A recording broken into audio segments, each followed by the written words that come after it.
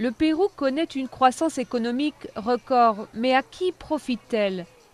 Jonas Franco est membre d'une tribu Shipibo originaire de la jungle amazonienne. Il vit dans un bidonville de Lima où il est venu s'installer il y a une dizaine d'années avec 150 familles de son village. Pour lui et ses voisins, la croissance n'a rien de réel. De quelle croissance économique parle-t-on lorsque dans les zones rurales, nos enfants continuent d'apprendre à écrire assis par terre avec leurs cahiers sur les genoux?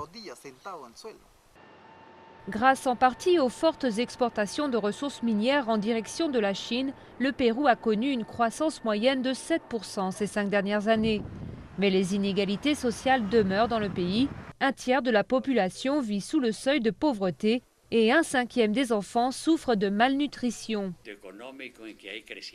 Il y a une croissance économique, l'emploi est en hausse. Tous les journaux parlent du miracle péruvien.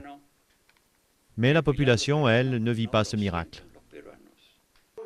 À quelques jours de la présidentielle, tous les candidats promettent une meilleure répartition des richesses, plus d'emplois, plus d'accès aux soins médicaux et l'amélioration du système éducatif.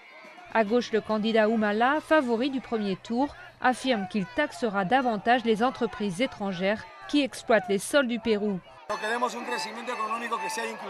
Nous voulons une croissance qui inclut tout le monde et qui résolve les graves problèmes sociaux du pays, comme la pauvreté extrême et les inégalités. De son côté, Jonas, comme beaucoup de ses voisins, est désabusé par les promesses des candidats.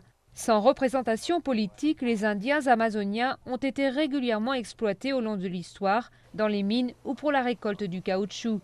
Jonas espère faire changer cela. Aujourd'hui, il est candidat au Congrès péruvien.